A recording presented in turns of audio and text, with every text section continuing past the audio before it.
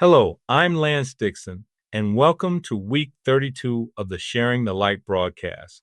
Last week, we spoke about embracing change and adaptability. We talked about how change is an experience that none of us can avoid. And we also talked about not managing change, but using change as a material for growth.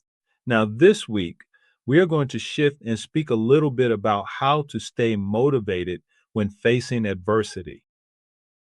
Adversity is not the exception to a well lived life, it is a guaranteed feature of it. Every person has faced or is currently facing something that has tested their motivation to keep growing. The issue is never whether adversity will come. The issue is what you decide to do when it arrives. Motivation in easy seasons is common.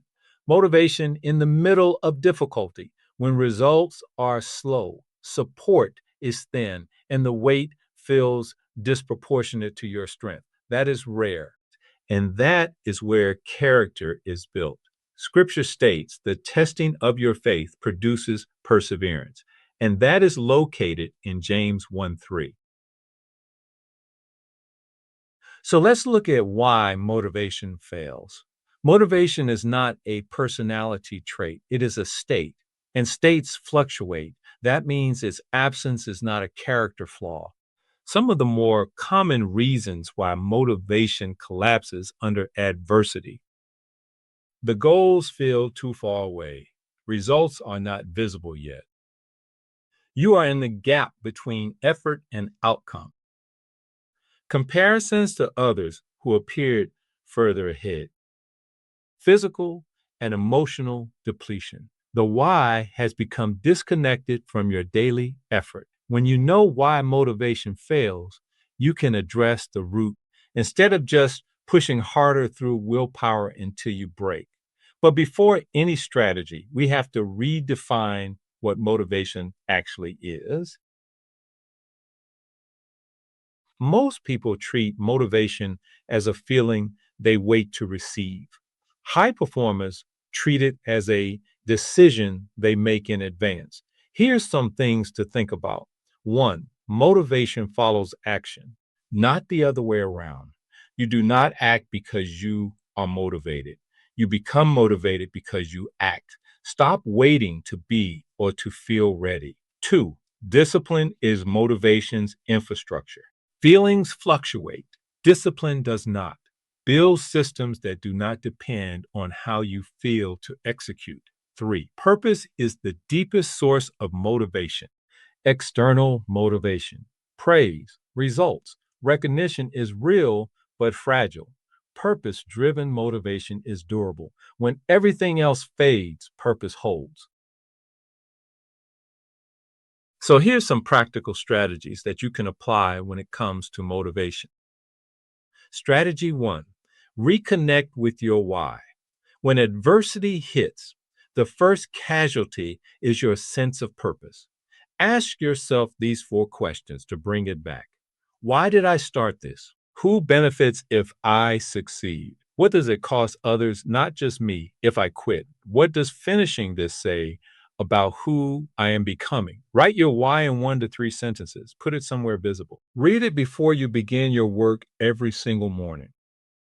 Strategy two, manage internal narratives. Two people can face identical circumstances and have two totally different experiences because they're telling themselves different stories. The story you tell yourself about your adversity determines how long it holds power over you. Think of these three things. When you feel like this is too hard, shift it to this is hard and I am capable of hard things. If you're feeling that nothing is working, you should shift to I am learning what does not work, and that is progress. When you feel God must not be with me in this, shift to God's often present in places that feels most difficult. Your mind will believe what you consistently tell it. Tell it the truth, not the fear. Strategy three, protect your energy, not just your time. You cannot sustain motivation when you are running on empty. Four dimensions of energy to protect are: one, physical, sleep, nutrition, movement, and a depleted body amplifiers every difficulty. Two, emotional. Process what you feel. Unexpressed emotions becomes motivational drain. Three, mental. Guard what you consume. Constant negative input erodes resolve. Think about that. We deal with that a lot based on what we hear and what we see, whether it's watching television or on the internet. So guard what you consume. Four, on a spiritual level, prayer, scripture, worship, solitude are not optional additions, but the source. Scripture states, those who hope in the Lord will renew their strength. They will run and not grow weary. That is Isaiah 40:31. So what are you doing when God feels silent regarding your motivation? Some of the most difficult seasons are the ones where God feels distant, where prayer feels unanswered, and the silence is louder than the storm. God's silence is not God's absence. Here's a few examples.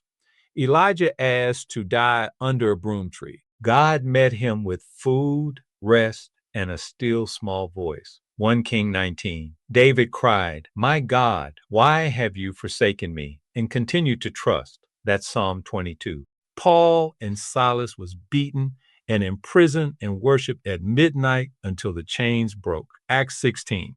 Honest engagement with God in the middle of adversity, not performance, not pretending, is what opens the door to breakthrough. The adversity you may be facing is not evidence that you are failing.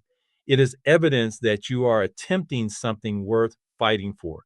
You will not feel motivated every day. That is not the goal.